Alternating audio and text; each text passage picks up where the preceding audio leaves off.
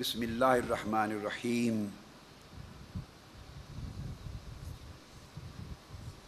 میں انشاءاللہ تعالی باقاعدہ خطاب اور اس جو موضوعات چل رہے ہیں اس پر گفتگو تو کل رات کروں گا۔ کل رات آج رات کے لیے ایک اہم کام ہے جس کو میں چاہتا ہوں کیا جائے، مگر میں برکت کے لیے اسی موضوع سے ہی متعلق جس پر آج جمعۃ الوداع پہ میں نے گفتگو کی تھی 2-3 احادیث بیان کر دیتا ہوں، اور یہ توجہ طلب ہے۔ بسم اللہ الرحمن الرحیم۔ ان احادیث نبوی کے بیان سے قبل میں مبارکباد دینا چاہتا ہوں اور ڈھیروں دعائیں دینا چاہتا ہوں ان لاکھوں ہزاروں کارکنان کو اور ملک بھر کی تحریک منہاج القرآن اور پاکستان عوامی تحریک اور منہاج القرآن علماء کونسل اور MSM اور یوتھ لیگ اور ویمن لیگ، ان سب تنظیمات اور ان کے کارکنان کو اور مشن کے وابستگان کو جنہوں نے 23 دسمبر مینار پاکستان کے اجتماع کو پاکستان کی 63 سالہ یا 66 سالہ تاریخ کا سب سے بڑا اجتماع بنا دیا اور کروڑوں روپے خرچ کیے۔ پھر اسلام آباد کے لانگ مارچ اور 11 مئی کے دھرنوں تک مسلسل وہ پرعزم رہے سفر میں مصمم ارادوں کے ساتھ، اور انہوں نے تن من دھن کی قربانی دی، جان و مال لٹائے اور کروڑہ روپے خرچ کیے۔ اللہ رب العزت آپ کی یہ ساری قربانیاں اپنی بارگاہ میں قبول کرے اور دنیا و آخرت میں بے حساب اجر آپ کے لیے مقدر اور مقرر فرمائے، اور آپ کی توفیقات میں اضافہ فرمائے، اور آپ کے عزم و استقلال میں استقامت میں اور اضافہ کرے، اور آپ اپنی جد و جہد اس لمحے تک جاری رکھیں جس دن مصطفی انقلاب کا سورج، نظام مصطفیٰ کا سورج اس دھرتی پر افق پر طلوع نہ ہو جائے انشاءاللہ تعالی۔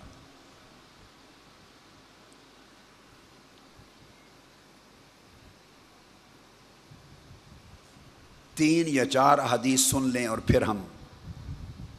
آج کی رات کے لیے ایک اہم امر ہے جس کو چاہتے ہیں کہ نپٹایا جائے۔ عن ابی بکر الصدیق رضی اللہ تعالی عنہ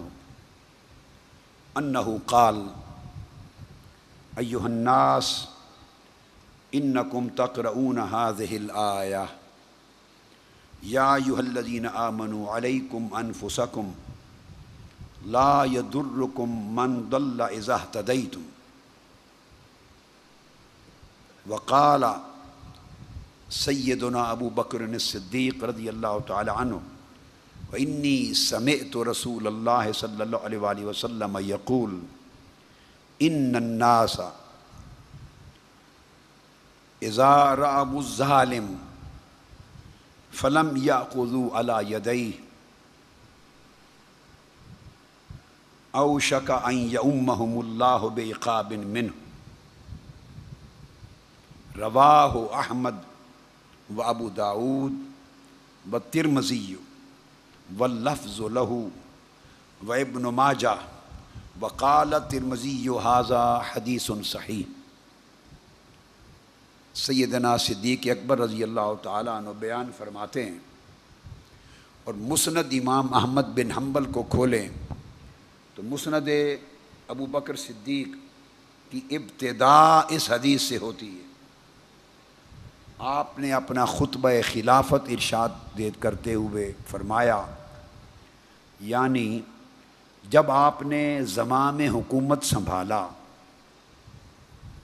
اور مسند خلافت پر فائز ہوئے اور امت محمدی صلی اللہ علیہ وآلہ وسلم سے پہلا خطاب کیا، یہ نکتہ توجہ طلب ہے، ابتدا کی امت مسلمہ سے کمیونیکیٹ کرنے کی، تو اپنے ابتدائی خطبہ خلافت میں ارشاد فرمایا کہ لوگوں،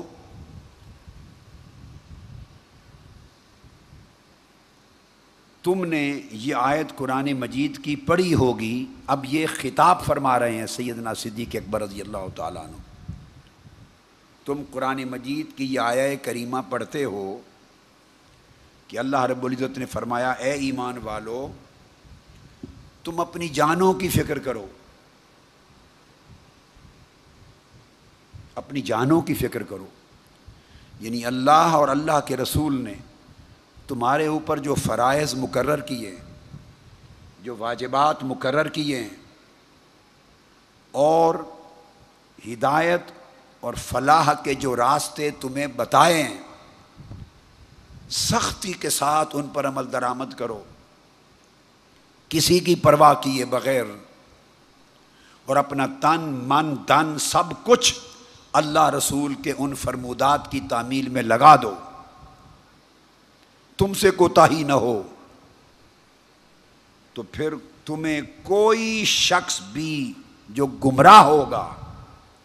جو فتنہ پرور ہوگا، کوئی بڑا سے بڑا گمراہ بھی تمہیں نقصان نہیں پہنچا سکے گا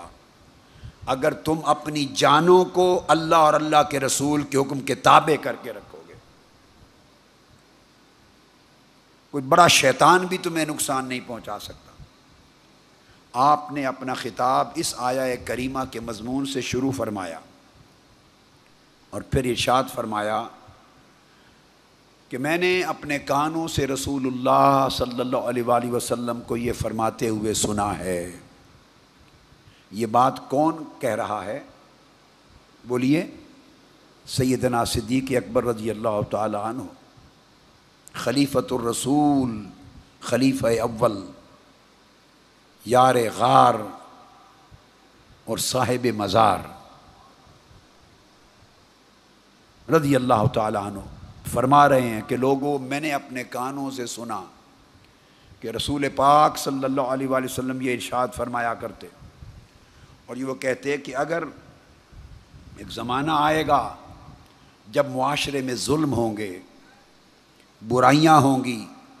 بدی عام ہوگی، خیانت ہوگی، لوٹ مار ہوگی، کرپشن ہوگی، بے حیائی ہوگی، اللہ اور اس کے رسول کی نافرمانی ہوگی، ہر عیب ہوگا، فسق ہوگا، فجور ہوگا، معاشرے کو تباہی اور ہلاکت کی راہ پہ ڈال دیا جائے گا. ہر سمت ظلم ہو رہے ہوں گے، قتل و غارت گری ہوگی، لوٹ مار ہوگی، لوگ پریشان ہوں گے، ظالم مضبوط اور طاقتور ہوں گے. جب ایسا دور آئے گا تو کیا ہوگا کہ اگر لوگ ظالموں کو ظلم کرتا ہوا دیکھتے رہیں اور چپ بیٹھے رہیں، دیکھتے رہیں اپنی آنکھوں سے کہ ظالم ظلم کر رہے ہیں، دیکھتے رہیں کہ قومی خزانے پر ڈاکے ڈالے جا رہے ہیں، دیکھتے رہیں کہ معصوم جانیں قتل ہو رہی ہیں، دیکھتے رہیں کہ انسانوں کا خون پانی کی طرح بہایا جا رہا ہے، دیکھتے رہیں کہ اس سوسائٹی کی بیٹیوں کی عزت لٹ رہی ہے، دیکھتے رہیں کہ لوگ غربت اور بھوک کی آگ میں جل رہے ہیں، ہر طرف ظلم ہی ظلم ہے، اندھیر نگری ہے. دیکھیں اور چپ رہیں. فلم یاخذوا علی یدیہ، اور اٹھ کر ان ظالموں کے ہاتھ نہ روک لیں، ان کے ہاتھ نہ روکیں، خاموش تماشائی بنے رہیں. تو آپ نے فرمایا کہ آقا علیہ السلام یہ اعلان فرما رہے تھے اگر لوگ خاموش تماشائی رہے، ظلم اور ظالم کا راستہ نہ روکا اور حالات بدلنے کے لیے اپنا تن من دھن سب کچھ نہ لوٹایا، تو قریب ہے کہ اللہ تعالیٰ پھر سب لوگوں کو، ظالم ہوں یا مظلوم، سب لوگوں کو بلا امتیاز اپنے عذاب کی لپیٹ میں لے لے گا. سارے معاشرے کو، پورے ملک کو اللہ اپنے عذاب میں مبتلا کر دے گا، صرف اس جرم کی پاداش میں کہ ظالم تو ظالم ہی تھے، وہ تو ظلم کر رہے تھے، یہ ان کا شعار تھا، مگر باقی مخلوق جو آنکھوں سے تکتی رہی اور ظلم کے خلاف اٹھی نہیں،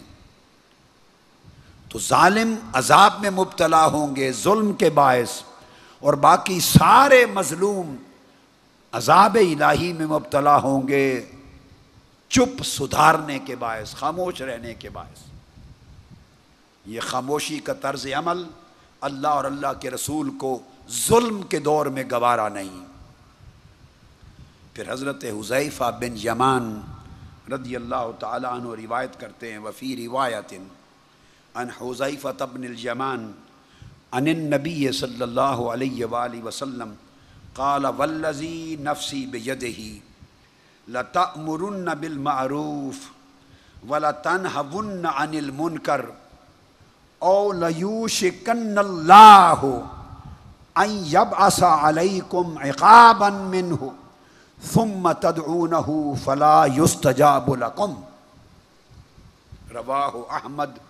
والترمذی واللفظ لہ والبیہقی وقال الترمذی ھذا حدیث حسن۔ پہلی حدیث بھی حدیث صحیح تھی، یہ حدیث بھی حدیث حسن ہے۔ حذیفہ بن یمان رضی اللہ تعالیٰ عنہ روایت کرتے ہیں کہ آقا علیہ السلام نے فرمایا، اس ذات کی قسم، اس رب کی قسم جس کے قبضہ قدرت میں میری جان ہے، آقا علیہ السلام نے فرمایا، اے میری امت کے افراد، تمہارے اوپر واجب ہے کہ تم ہر صورت نیکی کو سر بلند کرنے کے لیے نیکی کا حکم دیتے رہنا، نیکی کے فروغ، اشاعت اور اقامت کی جد و جہد کرتے رہنا، اور ہر صورت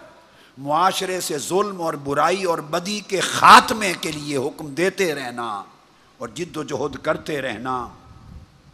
اگر تم ایسا نہ کرو گے تو اللہ تعالیٰ تم پر اپنا عذاب بھیجے گا، اور سارے معاشرے کو اللہ تعالیٰ اپنے عذاب کی لپیٹ میں اس طرح لے لے گا کہ پھر تم پریشان ہوگے، چیخو گے، اللہ کو پکارو گے، دعائیں کرو گے، ہاتھ اٹھاؤ گے، تو اللہ، حضور علیہ السلام نے فرمایا، پھر اللہ تمہاری دعاؤں کو نہیں سنے گا۔ ثم تدعونہ فلا یستجاب لکم، پھر مسجدوں میں دعائیں ہوں گی،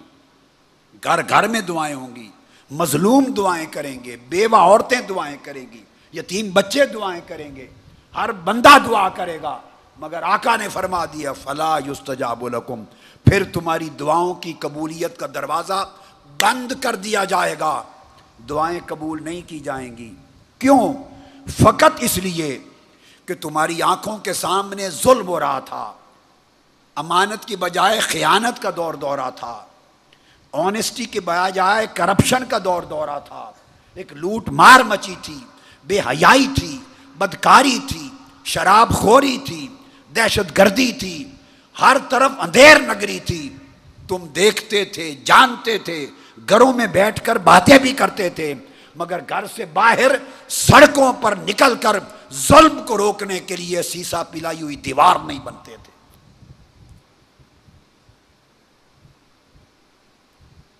ڈرو اس وقت سے اے امت محمدی کے افراد کہ کہیں دعاؤں کی قبولیت کا دروازہ بند نہ کر دیا جائے۔ اسی طرح ام المؤمنین حضرت سیدہ عائشہ صدیقہ رضی اللہ تعالی عنہا روایت کرتی ہیں،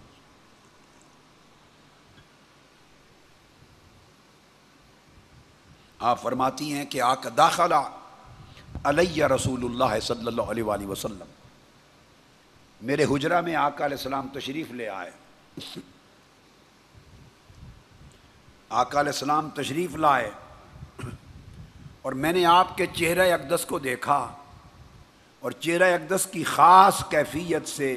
میں نے جان لیا کہ کوئی چیز ہے جو آقا کی طبیعت کو بے چین کر رہی ہے، آقا کی طبیعت مقدسہ کو بے چین کر رہی ہے، ابھار رہی ہے۔ میں نے پہچان لیا، آپ نے وضو کیا، پھر کلام کیے بغیر کوئی بات نہیں کی مجھ سے، وضو کر کے فوراً واپس باہر تشریف لے گئے، میں پیچھے دروازے اور پردے کے پیچھے قریب ہو گئی کہ سنوں صحابہ کرام سے آقا علیہ السلام اس خاص حالت میں کیا فرمانے والے ہیں. تو فرماتی ہیں فَسَمِعْتُهُ يَقُولُ، وضو کر کے نکلے، صحابہ کرام کا اجتماع تھا، میں نے سنا کہ آقا علیہ السلام ان سے خطاب فرمانے لگے. اور کیا فرما رہے تھے؟ فرما رہے تھے یا ایھا الناس ان اللہ یقول مروا بالمعروف وانہوا عن المنکر من قبل ان تدعونی فلا اجیبکم وتسألونی فلا اعطیکم وتستنصرونی فلا انصرکم. رواہ احمد و ابن حبان و رواہ ابن ماجہ و طبرانی و دیلمی. فرماتی ہیں کہ آقا علیہ السلام نے فرمایا لوگو، اللہ پاک ارشاد فرمایا، یہ آقا علیہ السلام پر وحی اتری تھی، وحی خفی جس کو حدیث کہتے ہیں. آپ کے قلب انور پر پیغام آیا تھا اللہ کی طرف سے، میرے حبیب صحابہ کی مجلس میں یہ بات ابھی فرما دیں تاکہ آپ کا پیغام قیامت تک نسلاً بعد نسلاً امت کو پہنچ جائے. اللہ پاک نے فرمایا ہے کہ لوگو نیکی کا حکم دو اور نیکی کو سر بلند کرنے کے لیے جو کچھ کر سکتے ہو کر لو. نیکی کو سر بلند کرنے کے لیے اور نیکی کو پھیلانے کے لیے اور نیکی کا دور دورہ کرنے کے لیے جو کچھ کر سکتے ہو امر بالمعروف کے باب میں کر لو، اور برائی کو روکو، اور برائی اور بدی کو معاشرے سے روکنے کے لیے جو کچھ کر سکتے ہو کر لو. قبل اس کے اللہ پاک نے مجھے پیغام بھیجا ہے، آقا علیہ السلام فرماتے قبل اس کے کہ وہ وقت آ جائے کہ پھر تم میری بارگاہ میں دعائیں کرو اور میں تمہاری دعاؤں کو قبول نہ کروں. قبل اس کے کہ پھر تم اپنے لیے مجھ سے سوال کرو اور میں تمہیں عطا نہ کروں. قبل اس کے کہ تم مجھ سے مدد مانگو اور میں تمہاری مدد نہ کروں. پھر دروازے بند ہو جائیں گے، دروازے بند ہو جانے سے پہلے جو کر سکتے ہو بدی کو مٹانے اور نیکی کو پھیلانے کے لیے کر لو.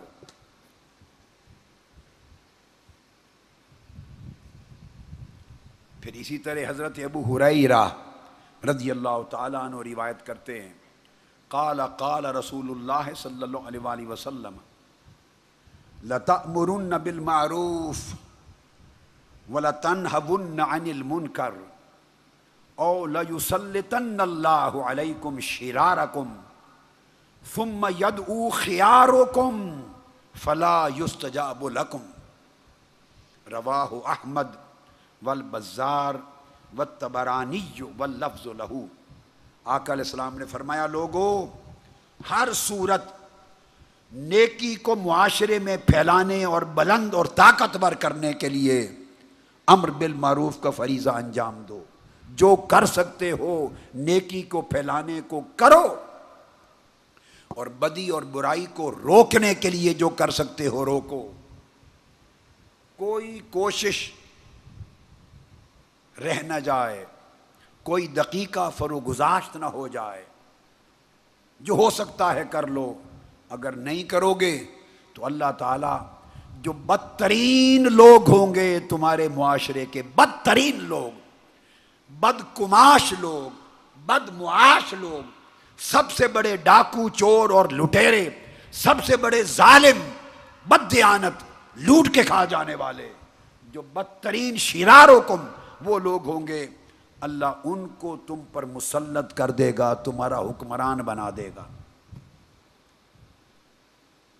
انہیں تمہارا حکمران بنا دے گا، تمہارا لیڈر بنا دے گا، تم پر مسلط کر دے گا، اور یہ اللہ کا عذاب ہوگا. ایسے کماش اور کردار کے لوگوں کا مسلمانوں کا حکمران بن جانا اللہ کا عذاب ہے. فرمایا پھر اگر تم اس کو گوارا کر لو اور حالات کو بدلنے کے لیے جد و جہد نہ کرو تو پھر کیا ہوگا؟ ثم یدعو خیارکم، جو تم میں اولیاء اللہ ہوں گے، صالحین ہوں گے، عبادت گزار ہوں گے، خیر والے لوگ ہوں گے، خیارکم، اس میں اولیاء، صالحین، متقین، پرہیزگار، شب زندہ دار، سارے نیک لوگ آ گئے۔ پھر تمہارے جو خیار ہوں گے اللہ والے، وہ بھی دعا کریں گے تمہارے حق میں، لیکن اللہ پاک انہیں تمہارے حق میں ان کی دعائیں بھی قبول نہیں کرے گا،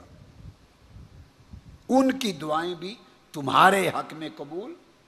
نہیں کرے گا۔ اللہ اپنے محبوب بندوں کی دعا رد نہیں کرتا، اس لیے فرمایا فلا یستجاب لکم، یہ نہیں فرمایا فلا یستجاب لہم۔ ان کی دعا رد نہیں ہوگی، تمہارے حق میں قبول نہیں فرمائے گا، رہ گئی ان کی دعائیں، اللہ ان کو اجر کے طور پہ محفوظ کر لے گا، ان کے نامہ اعمال میں ان کو عطا کرے گا۔ اور تمہارے حق میں اس لیے قبول نہیں کرے گا کہ تم اٹھ سکتے تھے، تم اپنی جان لگا سکتے تھے، لڑا سکتے تھے، اپنا مال خرچ کر سکتے تھے، جد و جہد کر سکتے تھے، گھر گھر پیغام پہنچا سکتے تھے۔ یہ پیغام آقا علیہ السلام نے دیا ہے، بڑی مجلس میں ہر روز میرے آقا صحابہ کرام کو بتایا کرتے۔ کتنے صحابہ ہیں جنہوں نے روایت کیا، سیدنا صدیق اکبر سے لے کر سیدہ عائشہ صدیقہ تک، اور حضرت حذیفہ بن الیمان سے لے کر حضرت سیدنا ابو ہریرہ تک، کتنے صحابہ ہر روز آقا کا فرمان سنتے کہ لوگوں دروازہ بند ہو جانے والا ہے، دعائیں اوپر نہیں پہنچیں گی، بند ہو جائے گا دروازہ تو دعائیں قبول نہیں ہوں گی۔ صرف اس جرم کی پاداش میں کہ حالات بدلنے کے لیے، نظام بدلنے کے لیے، ظلم روکنے کے لیے، بدی کو مٹانے کے لیے تم نے اپنا اصل کردار جو ادا کر سکتے تھے کیوں نہیں ادا کیا؟ یہ میں نے 4 احادیث یا 5 حسب وعدہ آج بیان کی، یہ مضمون انشاءاللہ کل بھی بیان ہوگا، آگے اور چلے گا انشاءاللہ تعالی۔ وما علینا الا البلاغ۔